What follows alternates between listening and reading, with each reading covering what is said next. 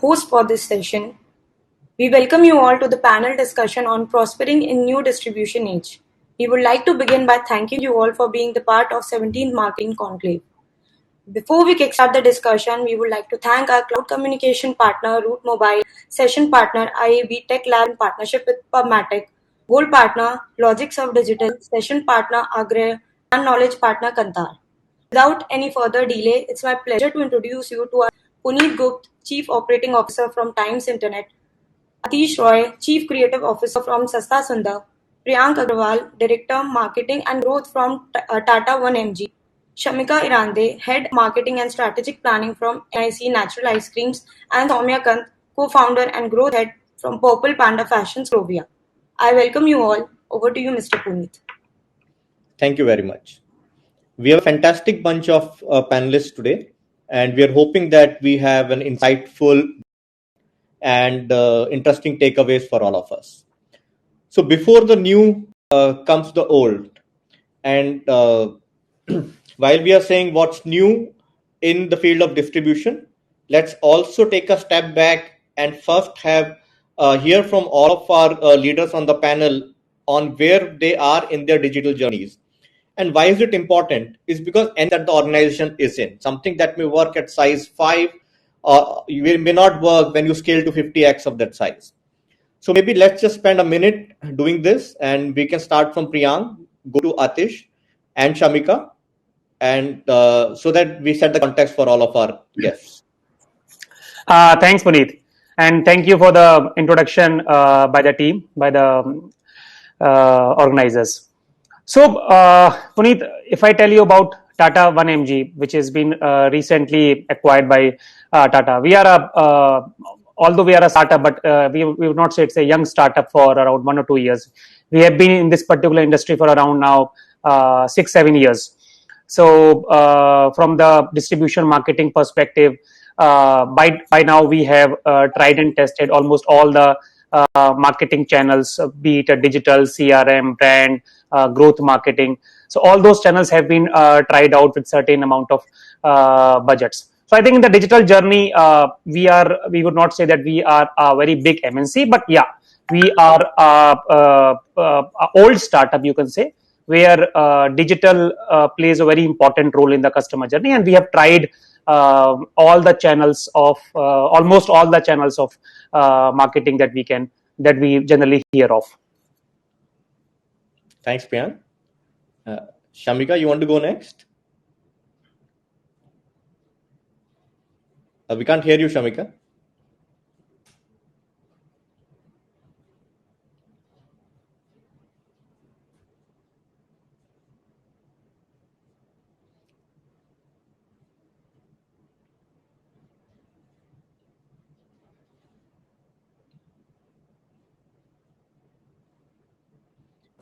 Okay, we'll move to Atish while Shamika figures out what's wrong with her setup.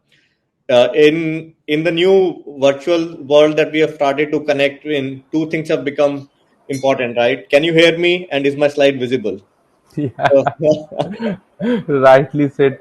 So, good evening, everyone. Thank you, Puneet. It's a great pleasure to be here. Thank you, organizers.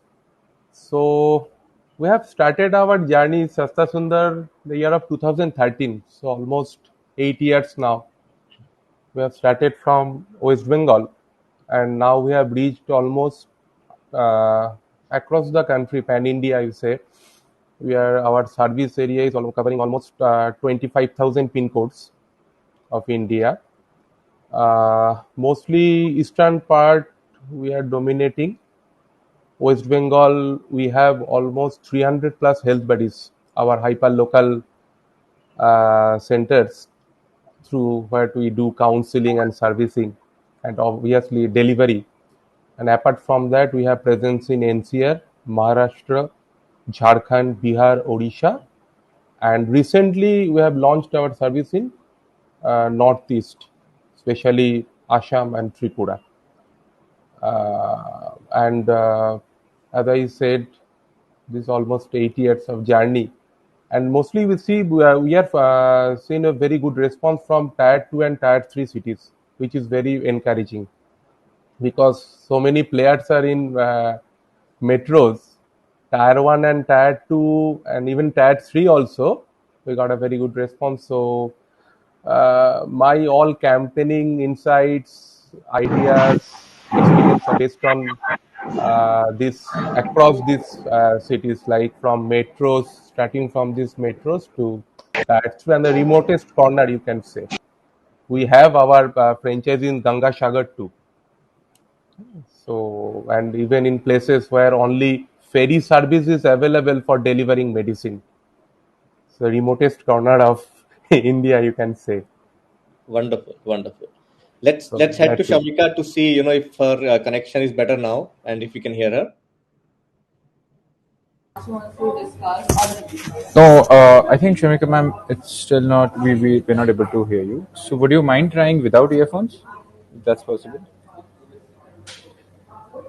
Yeah, just Um, pull it out from the laptop or the device. Okay, no, we still still can't can't hear hear you. you, Shamika. Uh, would you mind trying logging in again? We'll see if that works. Let's go to Soumya in the meanwhile. Welcome, Soumya. Hi.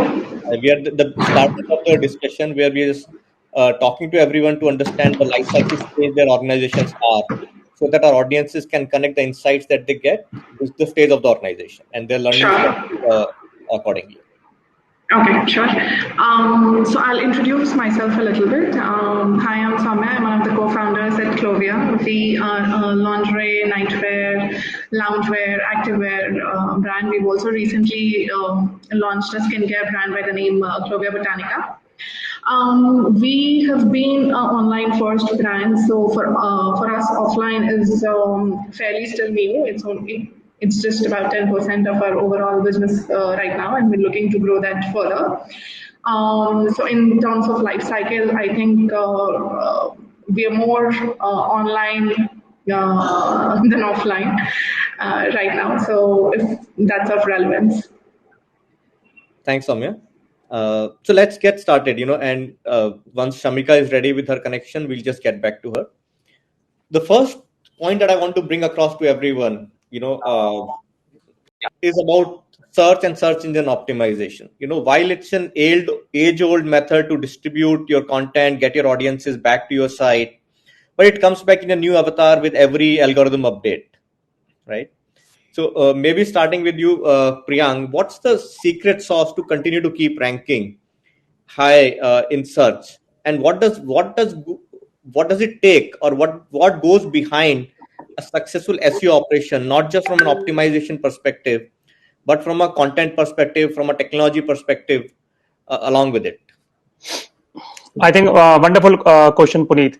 And for a business like us, which is purely digital, SEO, which is the major search for any of the customer who is trying to order a medicine, or for any of the business which is into digital, SEO plays a very very important role. So not going to the detail, but I'll give you an overview like what we are doing, and we can proudly say that Tata 1mg is doing pretty good in SEO, and most of the keywords, if you type of any of the compound, or if you search for any of the substitutes, Tata 1mg comes at the first place post the ads. So I think SEO is the key that we are playing here is the content part. So in Tata 1mg, we have a team of medical affairs, which consists of well qualified doctors who day in day out try to get a good quality content over the description of the compounds, over the possible substitutes of a particular compound. And when a person search for those particular compound, or for the particular medicine, the Google crawls that particular content, and our results come on the top.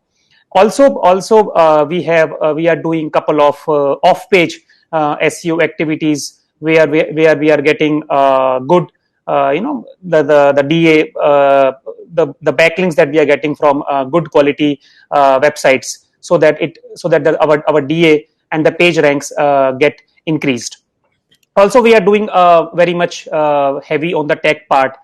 We pay constant focus on the page speed. that at what time, how much time it is taking to load the page speed, and we are managing like the landing page of the SEO should be quite optimum, and the what the customer is requiring, what is the keyword that customer is searched, and the landing page should be in sync. It should not be like out of the box. So I think these are the couple of things apart from doing the technical part on page SEO, which we are doing on a continuous basis. These are the couple of strategies that we are adopting for Tata 1mg, and these has really helped us to improve the ranks and keeping it on number one. Thanks. I think you touched on two important facts as you said that, right? Tech, because SEO is also now becoming more and more tech. You've started with content, so there's an equal weightage of tech and content as you build your SEO operations out, right? Exactly. You are absolutely right. You want to add anything to that?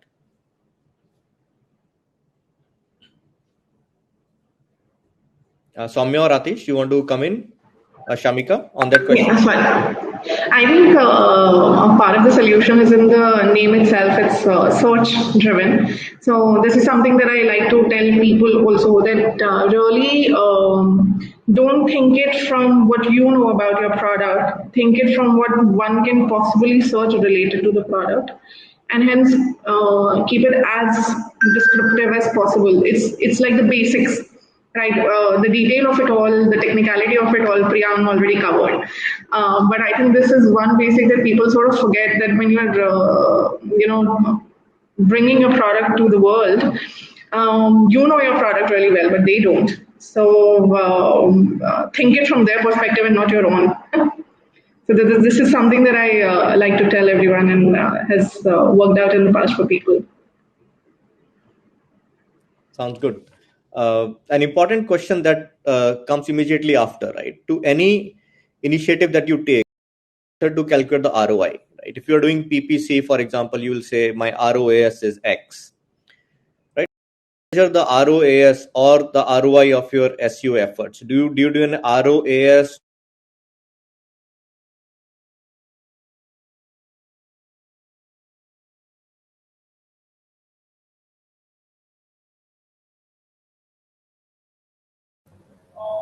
I think they have dropped Mr. Puneet. I'll just check with it. Give me a moment.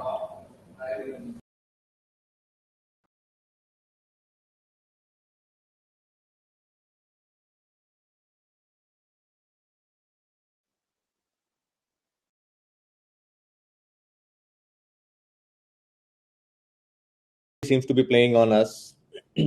But let me start from where we left. The question that I was asking was, what is the right way to measure return on investments on SEO efforts? Would any of my guests want to take it? I can lead while everyone is taking a second. So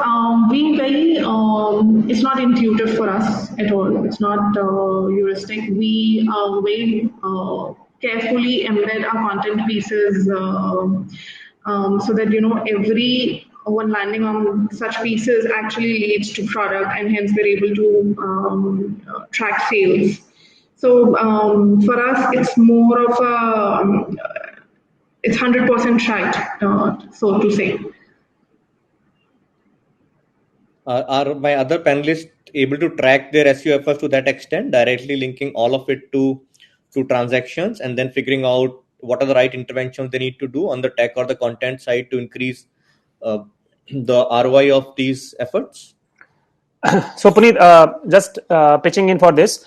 So basically for the SEO efforts, we track, there are multiple KPIs that we are tracking, but I think two major KPIs that we are tracking is the ranking on the keywords that we are focusing on, and second, the increase in the traffic on those particular keywords. So we have seen that if the rank from a third spot to if it goes to first spot, there is a good amount of increase in the traffic, and the people feel more trust, and they click that particular link which comes at the top of the Google. And when the traffic gets increased, and we are assuming that it is always assumed that SEO traffic is a good quality traffic, keeping the conversion same, we see that if there is increase in the traffic, the sales get increased. Got it. Shamika, you want to add anything, Atish, before I move to the next question? Yeah, I want to know one thing. How do you measure organic and forced traffic? I should not say inorganic traffic, but how do you measure that? Because most of the time I see there in so many campaign of us got huge traffic, but conversion is bit low, lower than the expectation. So why these things happened actually? Due to the forced traffic or the less organic traffic actually? So, can I Because just come in on this? Maybe the best way to do it, Atish, is to have the right UTM codes, so that Mhm. you can differentiate between your free and paid traffic, and then create separate conversion funnels for both of them. And once you do that, there is an ability to backlink and go back and see what was the segmentation and targeting that the campaign had worked on, and find out where is the breakage and why conversion is not happening. Are the wrong ads targeted to some other audiences that they had to target really? But let's just move on. My next question is going to be to Soumya, and this one is about marketplaces. When I search for Clovia lingerie, I find that Clovia ranks, Shopper's Top ranks, Mintra ranks, and nearly every other destination where Clovia is a partner on that marketplace, they all of them rank along with it, right? So while there is a sense of increased volumes to the business using marketplaces, and that's a great distribution channel for that reason, there is also a sense of increased competition, specifically when it comes to PPC spends with the marketplaces, right? So how should one evaluate going on marketplaces, and what's the right time in the life cycle for brand to start to evaluate marketplaces than just being available on O&O kind of properties? So I feel that the initial scale, when you're launching a product, you're competing with the marketplaces also to bring traffic to your own website. So it makes sense for me to be present on their platforms and compete hand in hand instead of as a solo participant.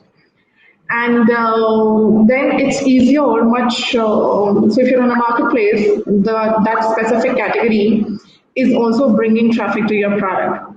Then the fight is to fight for ranking within that subcategory, while to bring traffic on your website is to fight within the universe.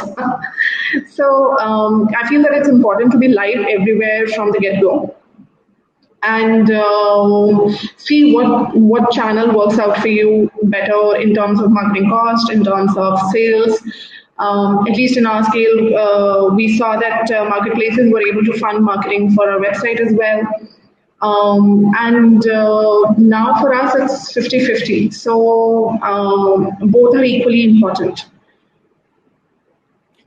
When we were talking yesterday, Soumya, you made an important point. I still remember that you can't lose money on marketplaces, right? Yeah, it's difficult to lose money on marketplaces. You will have to work really hard to lose money on marketplaces, and you will really have to demand a certain scale from the get-go to lose money on marketplaces. You can spend as high as 100% of your revenue on marketing on marketplaces.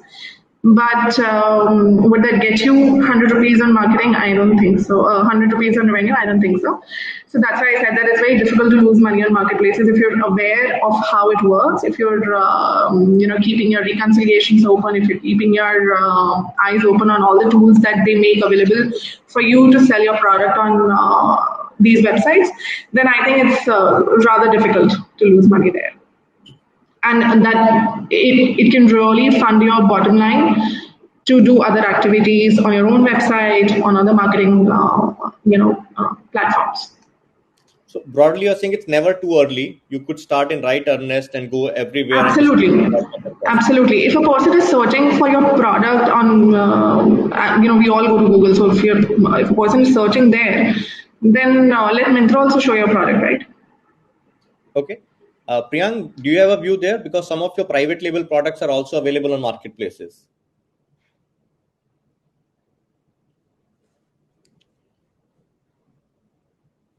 You're on mute, Priyank. Yeah, sorry. I got clicked for 2 times, so it again got mute.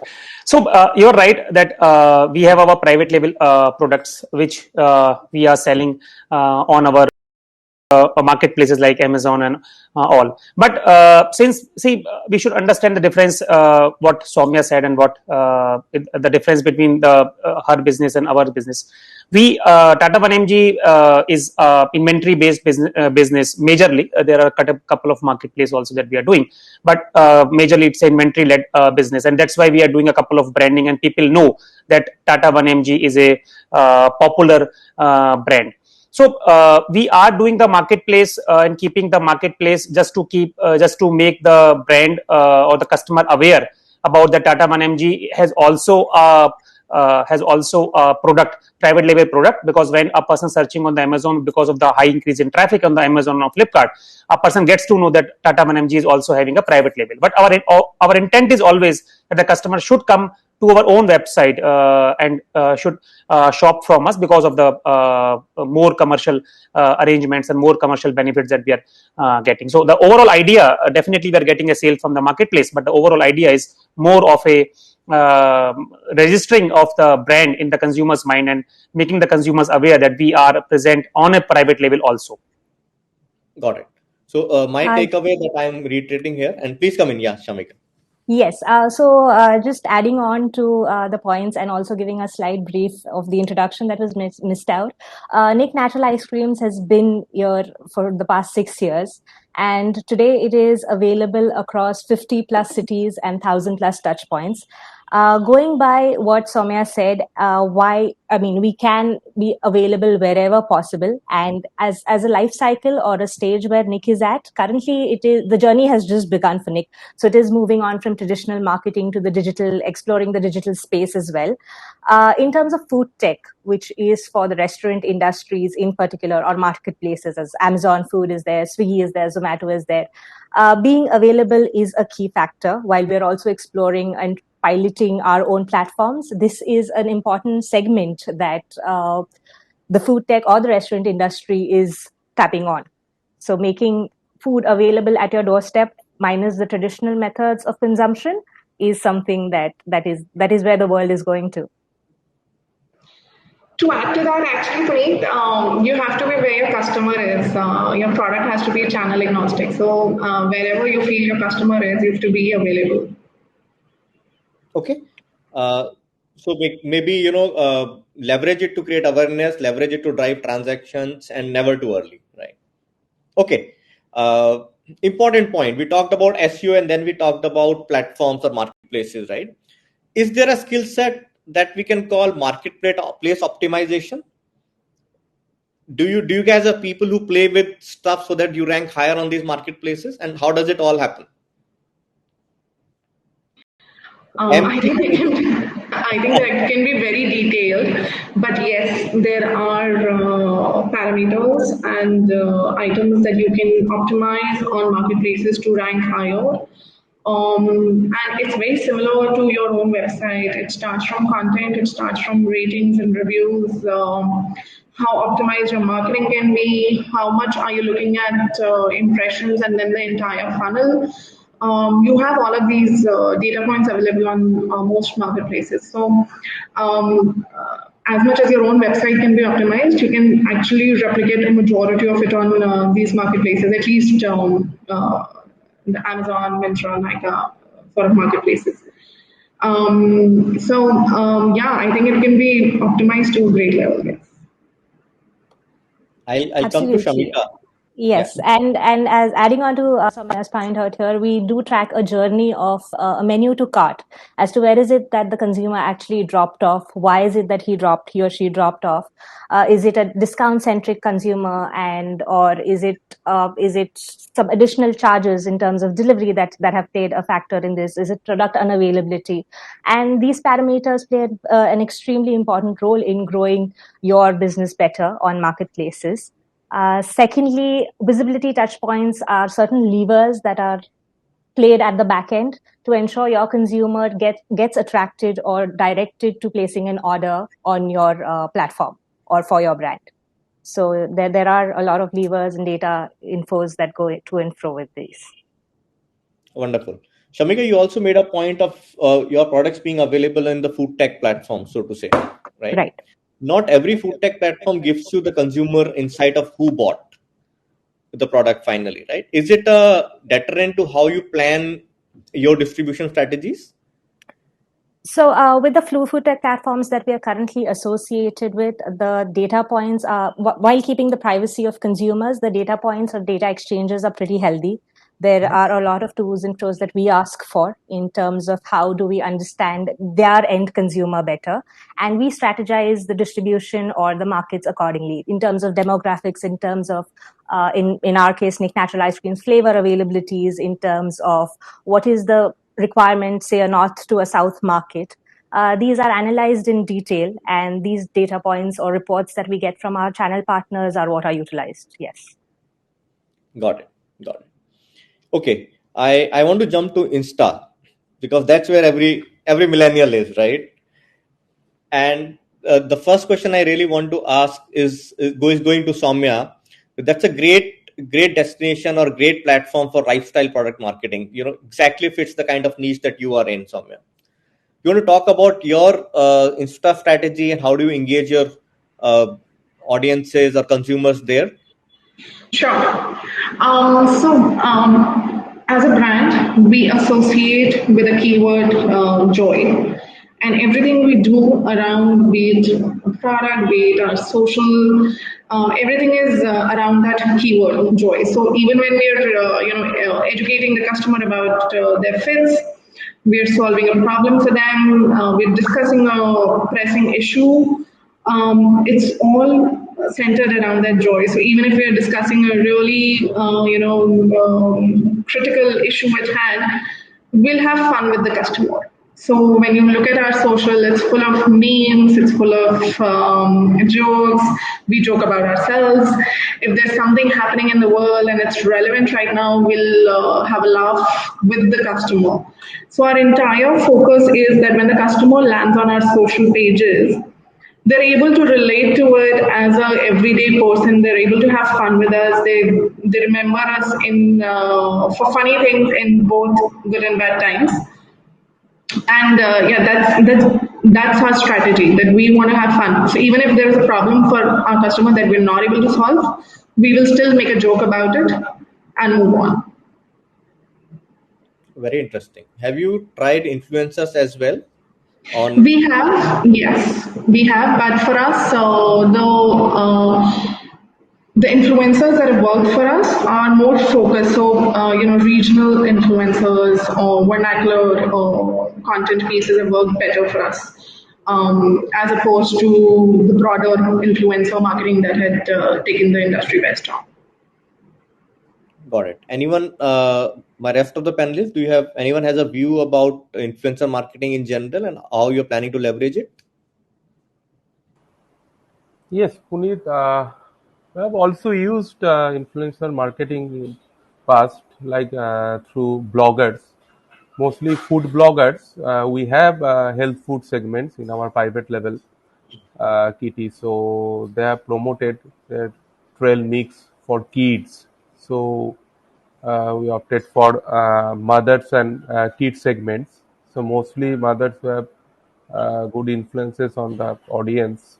They did a very good campaign for us, and that created lots of awareness through social media. We use some reputed food bloggers, like one radio jockey you must know in Mead, the regional FM channel. He did some food blogging for us for few of our healthy products. So it works to some extent, but not across the platform, because I think that should be very specific, target oriented, and you have to choose your bloggers very mindfully. Just don't go how many likes and views they are getting. So that is my take on this bloggers part and influencers part.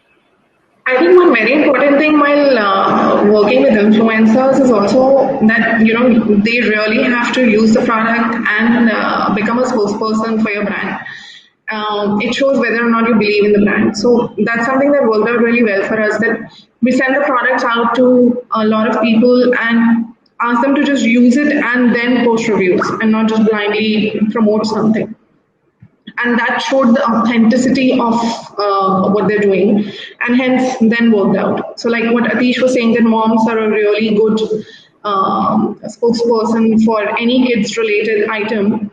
Similarly, when we launched our skincare brand, which was first centered around new moms, we also reached out to new moms and had them use the product. And then it came, the entire strategy became very authentic because they used the product, they liked it. And then when they're speaking about it, there's a lot of detail that they're bringing to the platform. Thanks. That's really good insight coming on the influencer side from our panelists. Shamika, you want to add something to that? Yes, absolutely. So in terms of Instagram, I think imagery works fantastic for food industry. You see it and you want to eat it, a kind of a role is played there. In terms of influencer marketing, we in fact had people reaching out to us that we want to promote your product, and how do we do it? We have rave reviews about a lot of good product quality information or variants that people wanted to speak about, and that was our first step towards influencer marketing. Of course, certain flavors which we have in terms of festivities that are promoted through certain targeted audience, whether it's moms, whether it's celebrities, whether it's a group, whether it's a band, whether it's the local food influencer. These have to be tracked strategically as well. So for food, there are both kinds of influencers, one who try the product themselves and want to go and pitch for you or become your voice, as well as some who go through the inorganic method of wanting to promote it. It is a wonderful segment, and people do tend to follow them. People do tend to avail what these guys are showcasing in their videos and reels or shout-outs. So not just get the large pan-India national kind of influencers, micro-segment the influencers, micro-segment the markets, and make them experience the product before they really become vocal about your product on the platform. Absolutely. Thanks. Great insight. Priyank, I'm coming to you for my next question. Till some time back, every company wanted to become a tech company, and now every company wants to become an AI ML company, right? So are you leveraging some of these advanced technologies in your MarTech kind of a stack in terms of predicting churn or figuring out who will convert better and how soon, or looking at abandoned carts, or anywhere else in your entire chain? Sure, Puneet, that's a great question. So in the digital ecosystem, I think the customer journey, the entire customer journey from downloading the app and getting the app converted, that is a sale happening, is important. And the entire journey of the customer can be customized as per the taste of the customer. So just to give you an example, whatever CRM that we are doing, that is the email or SMS push notifications, we are not doing anything in silos. We are doing in the form of a journey. So, for example, the notification to pull.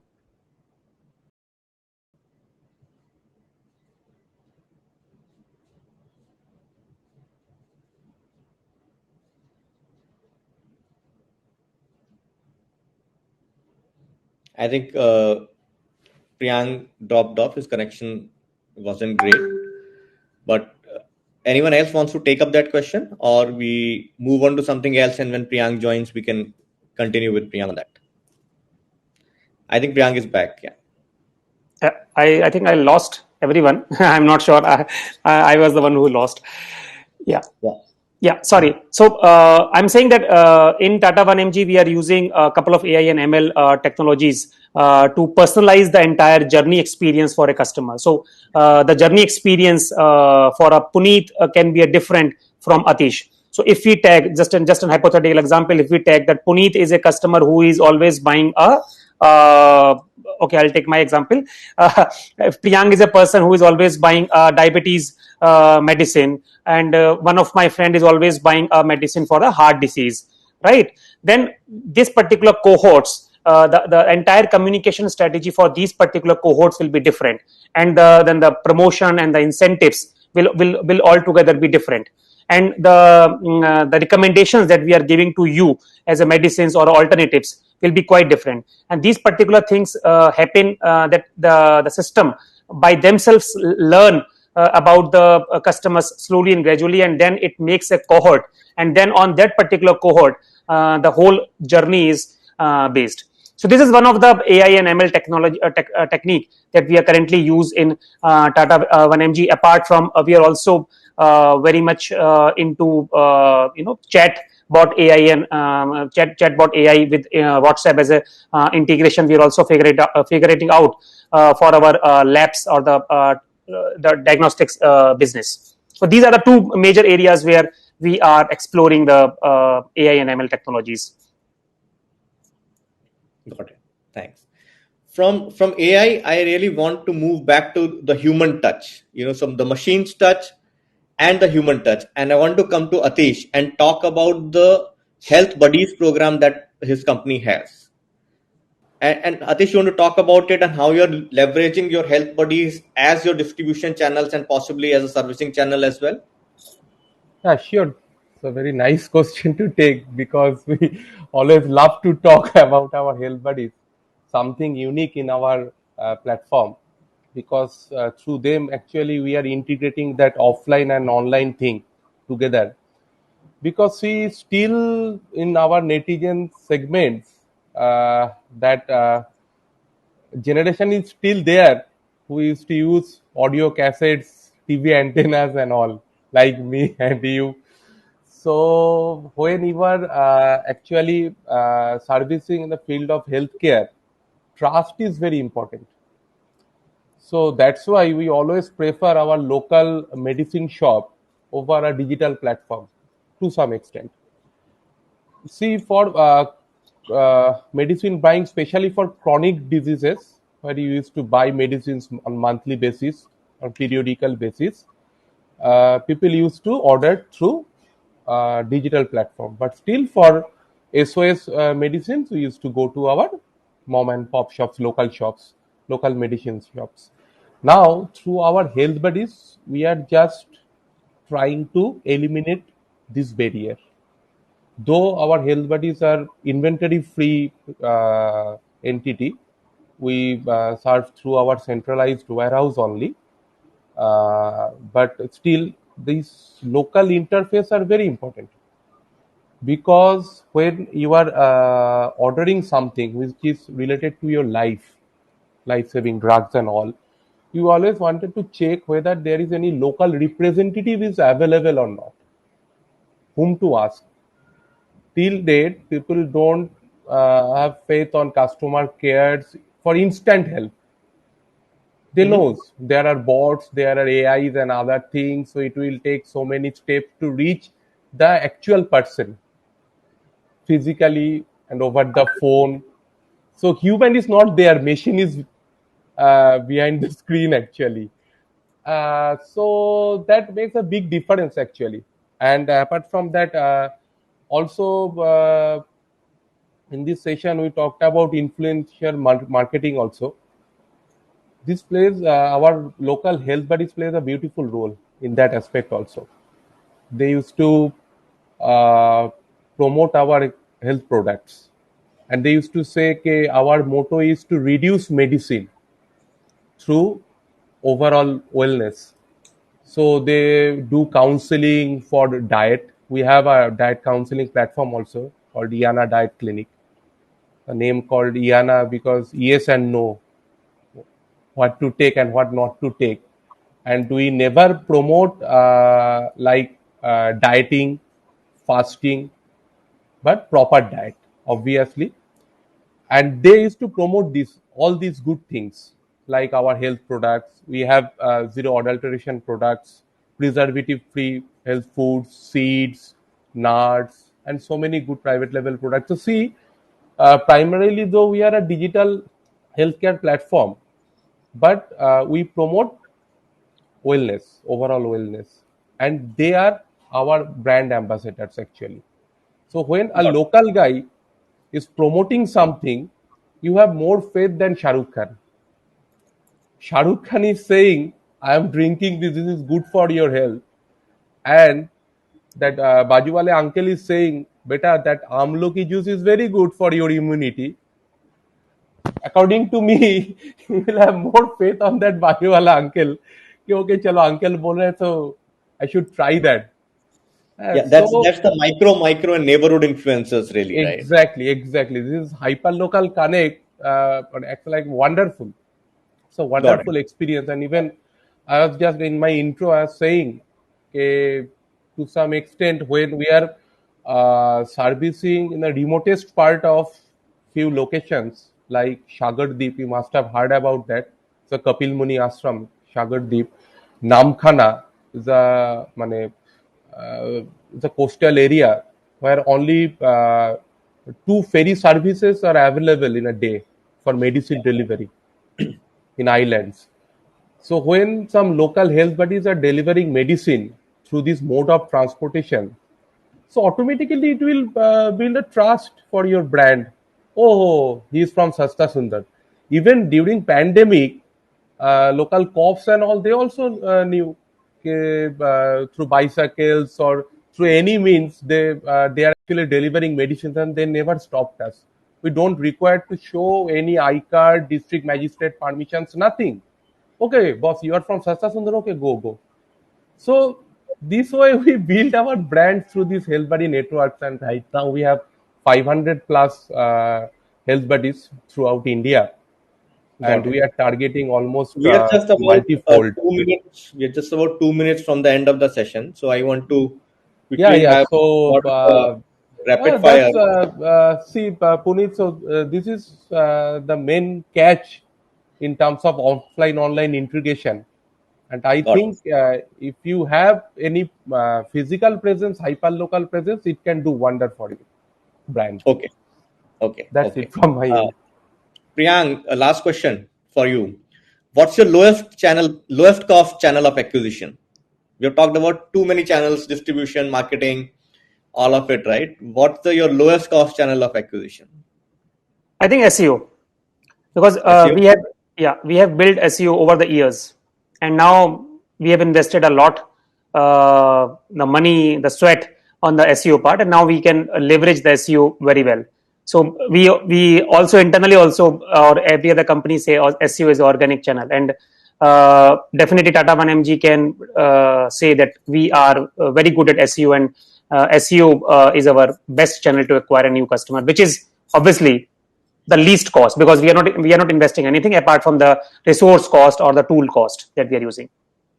That was an easy giveaway. I should have asked a difficult question. But Soumya, what's the most reliable channel? Something that's very consistent, and you can assume when you start your planning, right?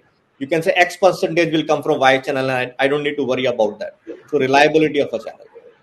I think we've come to a point where both our website, Clovia.com, and marketplaces both have become equally reliable.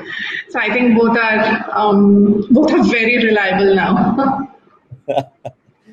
Okay. But on website, obviously, there's a lot that we can do on our own website, and there's so many changes that you can make faster and all of that. So the reliability goes a little on the website end. Got it. So the highest margin channel, I had this question, but I'm assuming it's going to be your own website, so I'm not asking that. Shamika, Atish, what's the channel that gives you the highest volume? Do you want to take that one? And then we have hit the end of time for our session. So then we can... Puneet, again, our surprisingly, our offline channel. Oh, wonderful. Our health buddy network. Yeah. And when you say offline, you mean the health buddies, right? Health buddies. Okay. Shamika, do you want to come in with anything? Yes, currently at this stage of the business, it is the digital or the online platforms that are giving the highest number of orders due to their penetration really deep into the tier 2s and tier 3s as well. So that's for Nick's growth, backed with good quality product and availability, of course. I think for us, it's the website. Website? Highest volume, yes. Thanks, guys. We had a great discussion. We have hit the end of time. Let's open it up to the IMI team. Do we have time for taking some questions, or it's just the wall that we have hit now? Now we have crossed the time, sir. Okay. Thanks, everyone on the panel. I had a great time talking to you, and I'm sure Thank our you. audience Thanks. had a great time, going through this discussion as well. Thank you. Thank you. Thank you so much. Thank you, everyone. Bye. Thank you so much, everyone, for such a wonderful session. I would also like to thank our attendees who are here with us today, and I request them to stay tuned for our next sessions. Thank you. Thank you so much.